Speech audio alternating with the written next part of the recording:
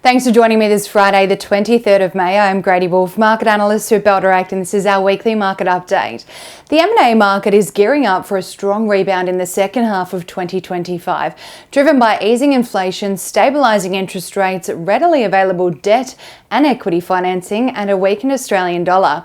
These conditions are setting the stage for a renewed surge in deal activity.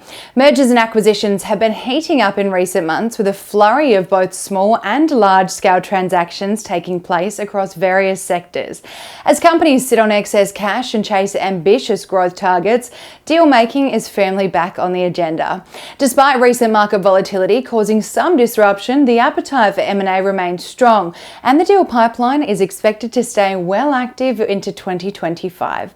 In this update, we explore some of the most notable recent deals, what they signal for the market, and why they matter to you as an investor. The big name and target that global private equity firms fought to buy earlier this year was Insignia Financial.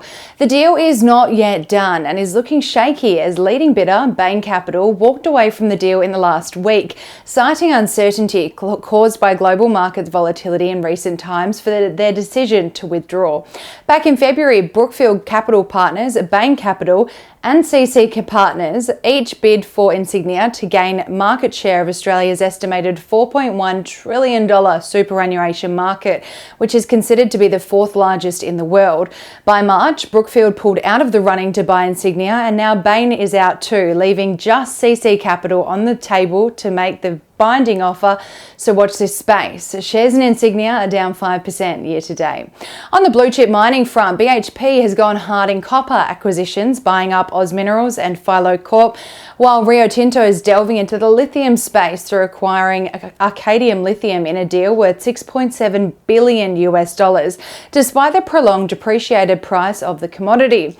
Both copper and lithium play a vital role in the global green energy transition, but the global supply and time to mine production of each vary significantly. Lithium prices have remained depreciated since a 2020 high due to oversupply and eased demand, leading to oversupply issues pressuring prices down. Copper, on the other hand, has an undersupply issue right now that is expected to escalate for many years to come, as copper mines generally take around 17 years to get into production. Thus, with an oversupply and growing demand, we are likely to continue seeing copper prices soar for quite some time to come. Such expansions by two of the biggest mining companies in the world suggest diversification of earnings is crucial amid China's depreciated demand for iron ore right now and the global switch to green energy transition driving growth opportunities for such miners. Recently, amid the gold rush this year, we have seen some big name gold producers buying up the juniors to expand their precious asset portfolios. Northern Star Resources, one of Australia's leading gold producers, acquired De Grey Mining in a deal worth $6 billion to secure the long-life Tier 1 mine, the Hemi Gold Project, to expand the high-quality assets under the NST belt.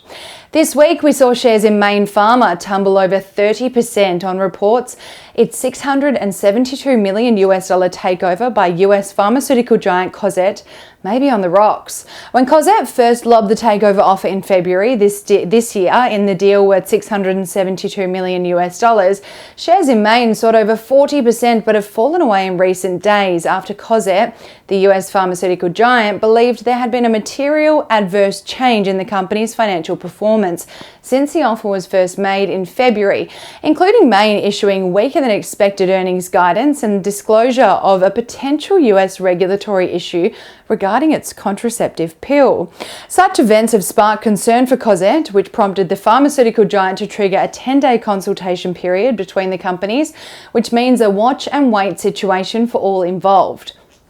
The deal can still get done, but Cosette will be doing some serious due diligence and analysis to ensure they're getting what they were promised back in February. With rate cuts, easing inflation, stabilising macro conditions, and recovery expected from China in the second half of 2025, we may see an uptick in deals being done throughout the latter end of CY25, as companies have been holding onto cash ready for the perfect growth deal to arise.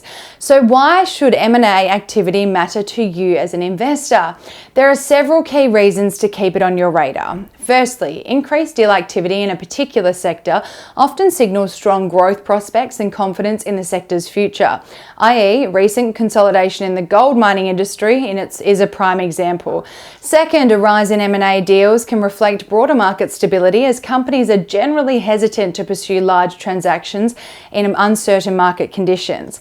And finally, M&A activity can directly impact your portfolio. If you own shares in a company being acquired, you might receive shares in the acquiring company, assuming the deal includes a scrip component, giving you exposure to a new business and potential growth opportunities. Locally, from Monday to Thursday, the ASX 200 rose 0.62%, buoyed by strength among real estate, communication services and healthcare stocks on the back of corporate earnings results, M&A deals and the RBA's rate cut this week. This week, the winning stocks were led by Genesis Minerals rising 19.3%, West African Resources rising at 19.09%, and Regis Resources gaining 16.82%, while New Farm tanked 34.09%, and Liontown Resources ended the week down 17.72%. On the broader market index, the All Ords rose almost 0.5% this week, led by Hutchison Telecom soaring 60% to offset OFX Group tumbling 37.5% and Imugene tanking 30.43%. The most traded stocks by Ballarat clients this week were Evolution Mining, Macquarie Group and Qantas. Clients also bought into Fortescue, BHP and Westgold Resources while taking profits from CBA, ANZ, Wesfarmers and Westpac. And the most traded ETFs by our clients were led by Global X Physical Gold Structured ETF, BetaShares Australian High Interest Cash ETF and BetaShares Nasdaq 100 ETF. On the economic calendar front next week, we may see investors react to US durable goods orders for April, FOMC meeting minutes in the US released next week, US GDP growth rate for Q2, US core PCE price index for April, and US personal spending to paint a clearer picture on the US inflationary journey amid Trump's tariff turmoil that has sparked a great uncertainty and volatility over recent months. And that's all for this Friday and this week. We hope you have a wonderful weekend and as always, happy investing.